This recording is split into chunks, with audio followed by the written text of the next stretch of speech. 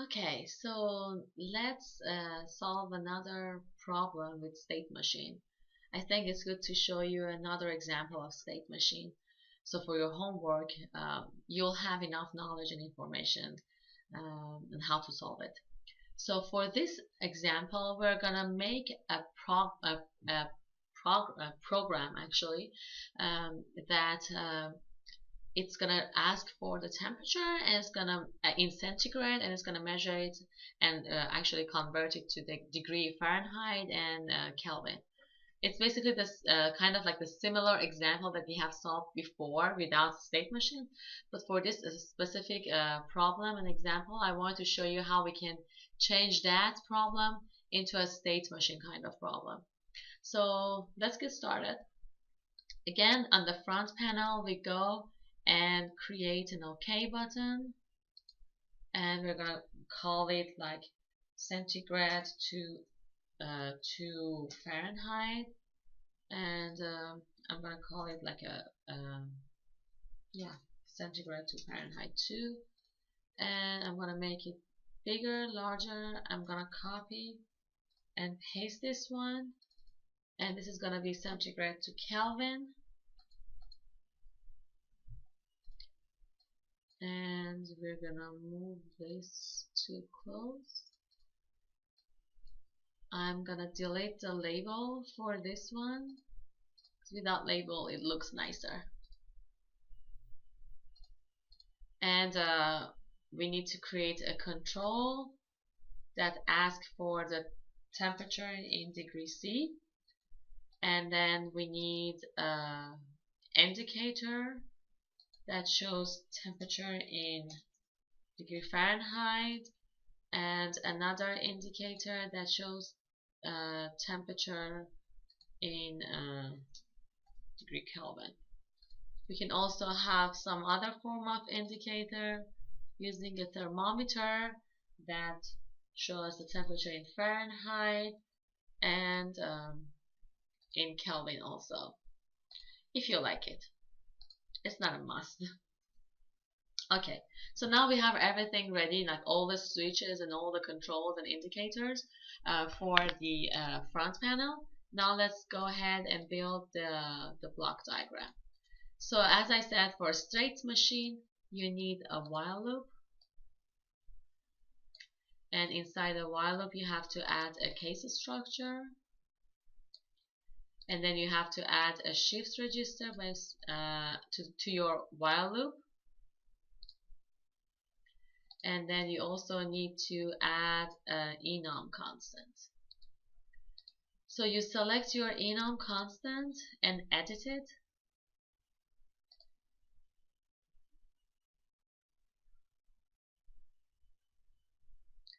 We usually always have a start page, and then if you want to measure the Fahrenheit,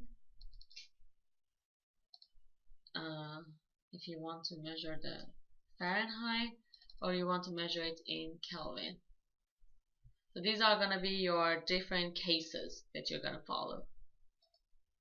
You're going to OK, click on OK, and then wait for it to generate. And now it's generated. You can see if I open it, I can see start, Fahrenheit, and Kelvin. You have to connect this to your shift register, and now you have built your state machine. So this is always a must: a while loop, a case structure, a shift register, and your different cases as an enum constant. These you definitely need. And I'm gonna move this around a little so I can make this larger. Okay, so now let's add these two booleans inside for now, and let's build the start button. Okay, so now you have to connect the shift register to the case selector here, and now you can see whatever the enum constants were are now added here, but only two of them add at once. You should click on the case structure and say add case after, and start adding more and more case after. If you have 5, 6, 7 case, just keep adding case after until you're added all the cases in. Now we have to build, we will go to the start page and we want to find the start page. And what is the start page? We're going to say that if a user comes and click on either of these buttons, take the user to the specified case structure page. So for example, if a user comes and click on the centigrade to Fahrenheit, you will tell the start page to send a user to the Fahrenheit page. So that's what we're going to do. So that's why we have to go to the comparison and then add select. You remember it from previous video. That means that if this case is true, T is gonna happen. If it's false, F is gonna happen as an output. So if a user comes and click on the centigrade to the Kelvin, then take the user to the Kelvin. That's what you want to say basically.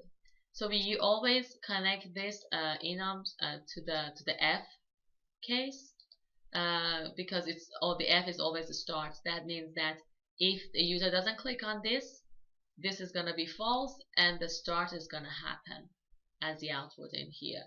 But for the true case, we're going to copy and paste the enum constant here.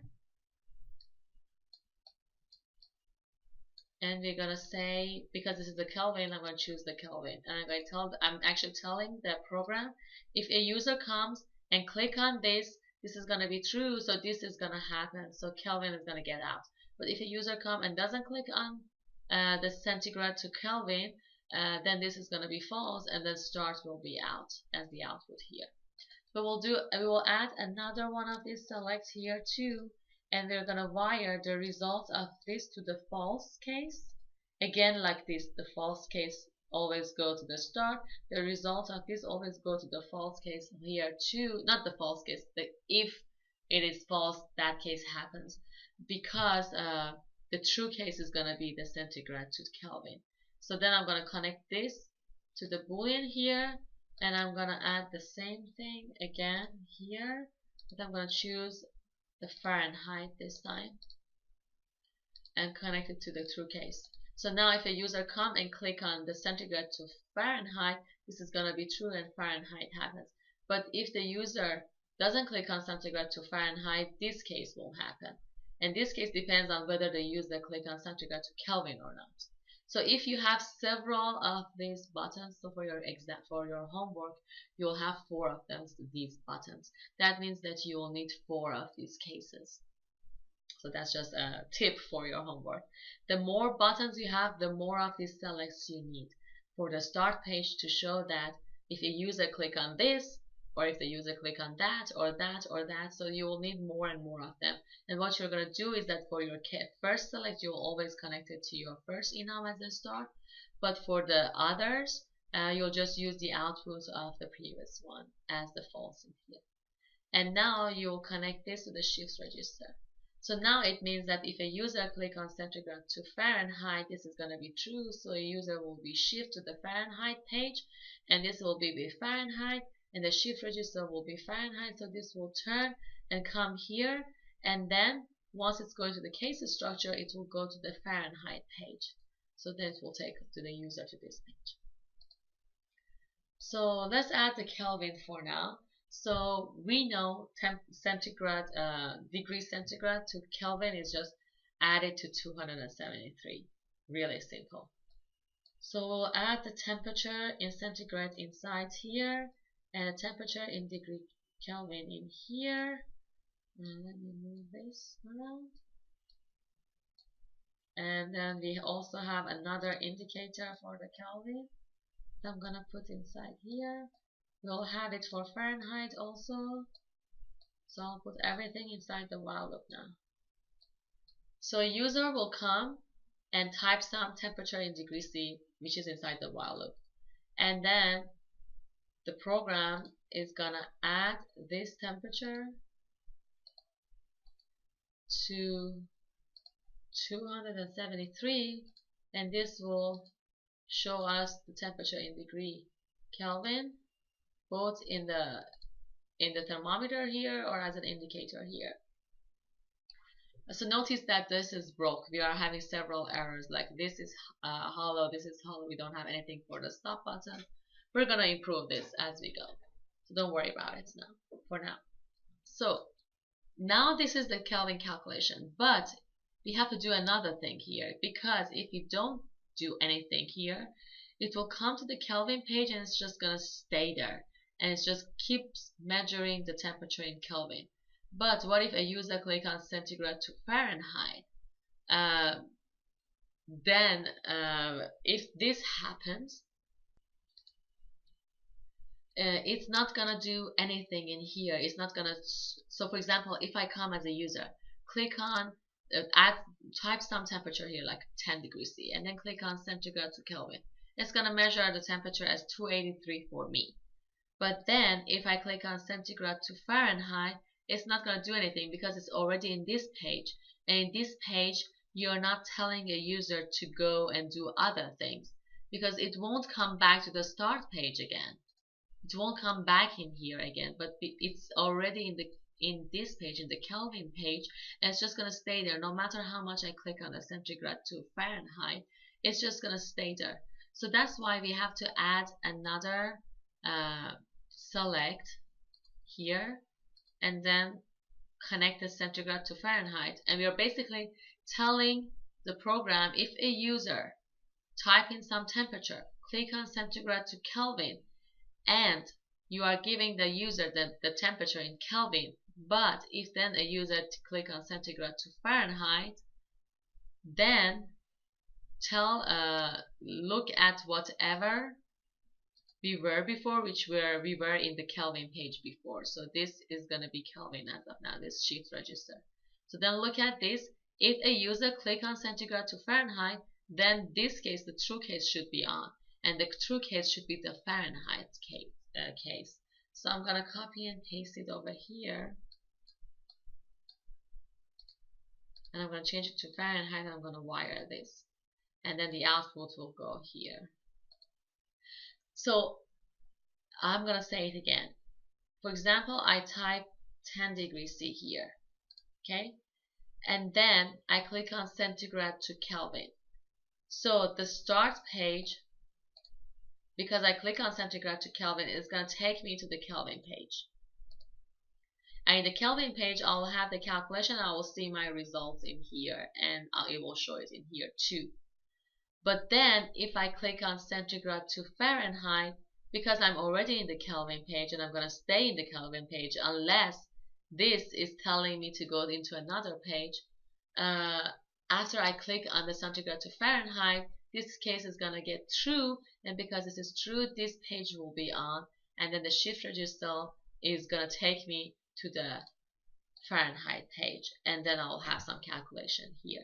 And once I'm in the Fahrenheit page, if a user click on degree Kelvin again, then I should be taken to the Kelvin page. So that's why we always need, in every case structure that we are having in the state machine, we always need to first have the calculation that is necessary, which is the temperature calculation here. Second, convert and transfer the user to the specific page that is needed in the program. These two are a must in a state machine in a case structure. First, the calculation. Second, the page that it should go next if a user click on anything in here. So we'll have the same thing for Fahrenheit too. If you notice, you remember from before the conversion of the degree C to Fahrenheit, I'm just going to do that conversion.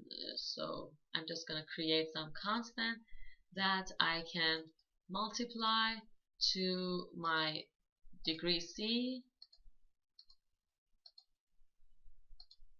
and then I'm gonna actually it's just a conversion that I'm making right now, so you guys know that already, and this is super easy. So these are the calculation from degree C to degree Fahrenheit, and now I have that, and I'm gonna show it in my Fahrenheit page. Let's take it from this wire better. It doesn't matter where in the wire, but I just don't want to add more of these squares here. So I just took it from this wire in here. And now we will do the same thing. We'll select this, and then we say now we are in the Fahrenheit page, but if a user click on Kelvin, then take the user to the Kelvin page. This is exactly what we are doing. This is exactly what we did with the Kelvin page that you are doing in the Fahrenheit page.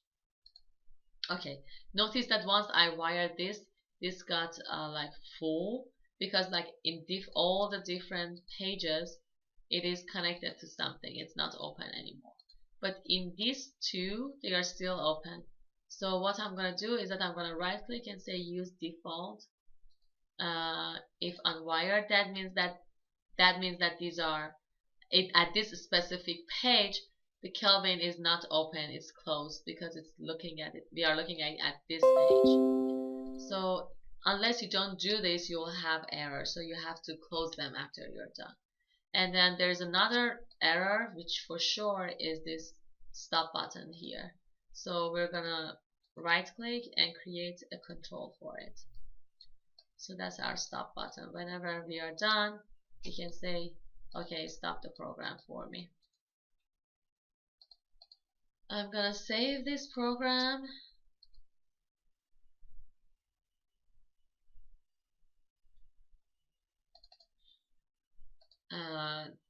Temperature state machine. So now let's run it. I typed 10 degrees C already in here. I'm gonna run it. As long as I don't click on any button, you can see nothing happens and everything is 0. Because if I turn this on, the highlighting, you can see that this is the start page and everything here is false, so it's going to take me back again to the start page. You can see start in here, in the shift register here, start in here, and also in the shift register here. It's always going to be start. It's just going to be start because I haven't clicked on anything. This is false, this is false, so it's going to take me to the false in here, which is the start, and it's going to take me to the false in here, which is the start. So that's one thing that you'll see, like no change. But once I click on centigrade to Fahrenheit, because I clicked on this, it's just going to be a little bit slow. This is going to be true now. Once this is true, it's going to take you to the Fahrenheit page. So now it's going to be Fahrenheit, and now it will be the Fahrenheit. And it's going to show you the degree Fahrenheit in here. But this is still false because I haven't clicked on any degree Kelvin yet. So this is going to be false, and this is going to be Fahrenheit again. So as long as I don't click on anything else, it's still on Fahrenheit. So, but if I click on centigrade to Kelvin, this is going to get through. This part is going to get through, and this is going to be Kelvin soon. Just wait for it to finish. So this is going to be Kelvin. So it's just going to take me, it's going to be Kelvin again, and it's going to take me to the Kelvin page now. And now I'm measuring this in Kelvin too. And you can see this is 0 now because we're done with the Fahrenheit and now we are measuring it in Kelvin. So we can either measure it in Fahrenheit or measure it in Kelvin depending on which button we click on.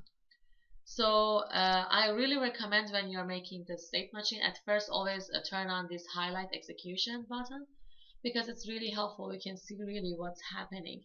And if you don't understand, and because it's fast, you can always click on this, the retain wire values, and click on whatever wire that you want to see and monitor. And you can now monitor this wire, that what is going to be like. If I click on centigrade to Fahrenheit, this is going to soon change from Kelvin to Fahrenheit because now this is going to be in Fahrenheit. That's what I wanted to show you.